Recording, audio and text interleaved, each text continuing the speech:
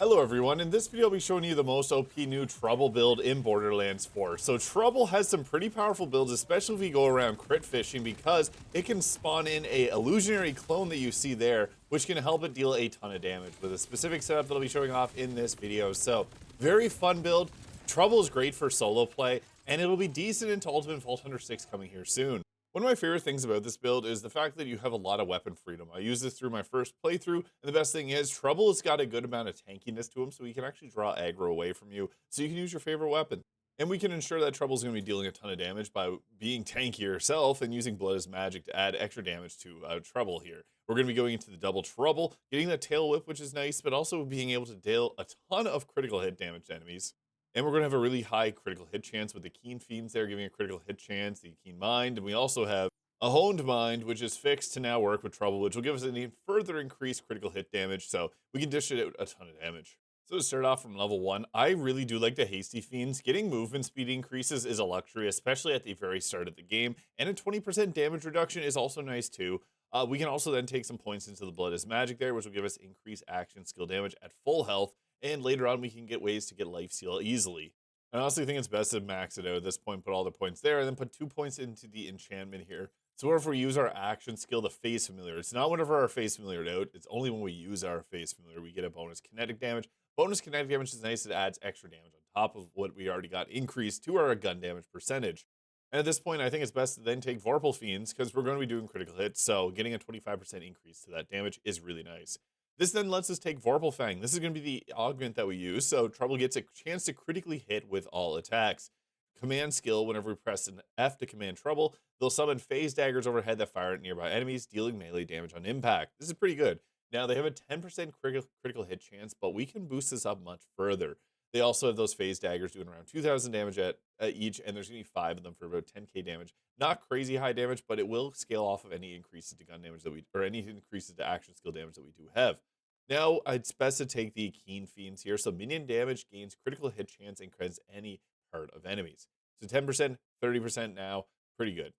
Reawakening is cool, getting the action skill cooldown, but we have a much better way of doing it. So it's best to take Infernal Sum. So when a target's below 66% of our health, which majority of the fight they will be, we get increased critical hit chance by 40%, or critical hit damage by 40%. That's pretty huge. This then lets us take our double Trouble Capstone. So whenever we deal damage, we have a chance to spawn in a illusionary version of Trouble, but critical hits will also double that chance. So it's a 15% chance the illusion will last for 8 seconds. And it actually got buffed on one of the last patches to now do a bunch of extra damage. So it can do, it does 75% of damage, used to do only 50, and now it can take 300% of Trouble's total health, and you can have 3 illusions at a time. Illusions become badass whenever the Phase Familiar is active as well, so we want to activate our Vorpal Fiend there whenever we get at least a couple out. And since we're going to have multiple Troubles, we may as well take Tail Whip so that they can do an area of effect attack, which will hit over 2 attacks. And this does a actually respectable amount of damage. It's like almost 3 times the amount of its normal damage in one hit, so that's pretty good. Just be mindful it has a 15-second cooldown. But after that, I tried the blue skill tree again. I still can't find any that work, as well as going with the green skill tree. Now, Leeching Attunement's nice if you want to have Life Steal on your main attacks. We actually don't need this here. I think it's better. I normally do take that, but I think at this point, Grave Sights is better. This will only give us 10% life steal, and we're going to have another way of getting it, whereas this will give us critical hit damage 15% per stack, and gun handling 15% per stack for 10 seconds, 3 stacks. This gets even crazier. Just wait. Now, Bleed is actually great because Trouble can actually apply our Bleed, and we have some guns that'll do a good amount of bleed damage. Bleed is really good on Vex, so take it. Just take it. Now we're going to take the Grave Power. So this will increase our kill skill stacks. We don't actually take a lot of it. We don't take a big advantage out of this. However, whenever the level cap increases in future content, this is going to be great because then we can take more points in the Grave Implements. I would like to take some more points into some of these here, but again, we only have so many levels, so we're going to take 2 points here. This will give us 8% gun damage per stack. We now can get 6 stacks, but it's mainly getting the extra critical hit damage from Grave Sights. This is why we want to take Grave Power. Now we can come down here and take the Keen Mind here, giving your skill damage, which is our Trouble, critical hit chance to get any part of enemies. So this is 15% that we get boosted on top of the 30 for 45% there. Or we can take Drink Full. I also really like Drink Full, so whenever we deal gun damage, we get increased fire rate. This is really good because you can get shooting really fast. I like it as well. If you want, you can take the Keen Mind here, but we just want to get over here to take the Mortal Terror. So activate kill skills when critically hitting enemies, 3% chance. This will proc much more likely than you think it will be, especially if you can get a fast firing weapon, or if Trouble may be able to also proc the kill skills. What's great about that is it keeps the stacks up so you can do a bunch of damage with them. In future content, this build is going to scale really well too. And as mentioned, the Honed Mind will actually give that critical hit chance 5% boost, and on top of Trouble's already critical hit chance. So this is fantastic, giving us a greater chance of doing it. But 50% action skill critical hit damage is crazy. So yeah, nice boost to the damage there.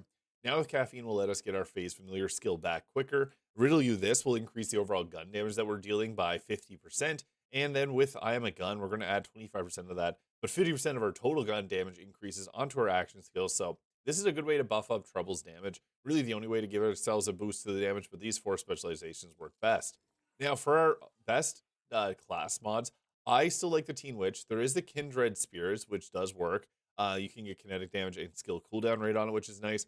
And this will add gun damage onto our Phase Familiar whenever we use our Phase Familiar ability. So that can be good if you're going to use commands often, which we will be, but I don't find the damage increase from this to be as good as going with the Teen Witch. And the Teen Witch is going to let us get lifesteal onto our overshield, so we're basically unkillable. But what's great about this is that we can use a bunch of other items to give ourselves even further damage output. This has 10% lifesteal on all of them, and I got a 45% assault rifle damage, which is great with the Wombo combo. Now, one of the best shields that you can get, I took forever to farm this, the Watts for Dinner, 25% shock damage whenever we have overshield. So great, we're going to have an overshield often because we can life seal it, but also this is going to give us it. And then we have the amp. So there's 3 different types of amp for 50, 100, or 150% gun damage. I got one with 150% gun damage. That is really good, especially with an amp triple bypass. These go together very well. You could also go with the Timekeeper's New Shield if you prefer, and the Super Soldier's always fun too. Now, there's a lot of good enhancements. If you can get one that's going to give yourself Vladoff increased projectiles per shot, this works really good if you're using something like the Wombo combo or like an Atling gun heavy ordnance. But the Jacobs with the bounce pass is also really nice because you can increase the ricochets. And then we can go with something like the new Rowdy Rider and have that bounce around to multiple enemies, which is pretty fun. I like this one here. This also came with gun damage, which is going to get added onto Trouble. Now, the Vivisecting Throwing Knife is also nice. It got changed to be a 30% bonus to critical hit chance, so this got fixed to now help out, and it'll help with Trouble proccing their critical hits to get the illusions up. It's still the best, but the Atling gun is another really fun choice, as mentioned, especially with the Vladoff enhancement. And I like the triple bypass with the 200% amp. However, you could also throw on one with the Leech heal here. 30% life steal for 10 seconds is really good. Since we are missing a lot of life steal that other builds would have, but we still have the ability to get overshield onto our shields, it's really good synergy. I like amp though, you can do crazy damage. The tank to reduce damage by 50% is also nice, and enrage to further increase your damage is good too. Now, I really like the Stray on this build. It's the lazy dad gamer. If you just come home, you put it on this, it auto aims. It's got high damage. If you get a Ripper part and Jacobs, it's going to do crazy numbers. So Stray is really fun. I also like the Rooker here. This is new from the DLC Bounty Pack 1. The Underbarrel, very similar to Michael Rooker and Yondu from Guardians of the Galaxy 2, but you have this little needle that flies around. It shreds through shields really quickly, and it's an order gun, so you can get good blood shots off with her sniper.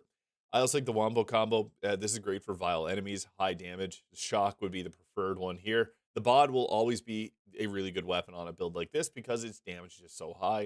We can also use the GMR Assault Rifle, which has some pretty good damage, and Jacob's License apart on it. Katagawa's Revenge for just mobbing is fun. And also, if you're mobbing the Rowdy Rider new Assault Rifle, if you get one that has the increased critical hit damage, that's great, because there's a lot that have minus critical hit damage. But I also really like the Bonnie and Clyde. This can be another really solid weapon just because the damage from it is pretty high. And if you take out an enemy with a shotgun, you can swap to the assault rifle and it just shreds enemies. So we got 2 Troubles out right now, which is really nice because they can get shredding through bosses pretty quickly. Their damage output is really nice, but they only last for a few seconds there. So you want to try and make the best out of them when you got them. Critical hits giving that extra chance of them appearing, which is great. So yeah, and another thing is that Tail Whip, oddly enough, as you just saw there, knocks down bosses on occasion, and that allowed it to get its summon in, and then we can use our Phase Familiar ability there. I guess I used the other one, which proc that, and use the phase daggers going out. But the thing with this build is we want to get critical hits because this is going to fulfill our actions or our skills. We only have a 3% chance on critical hit, but this can proc pretty quickly. And the nice thing is, yeah, we shredded through bosses pretty fast in Ultimate Vault 105. We got multiple Troubles here. These illusions are super cool. Let me know your thoughts on this build in the comments. Hit the subscribe button below if you enjoyed. I hope you guys have a great day, and we'll catch you all in the next video.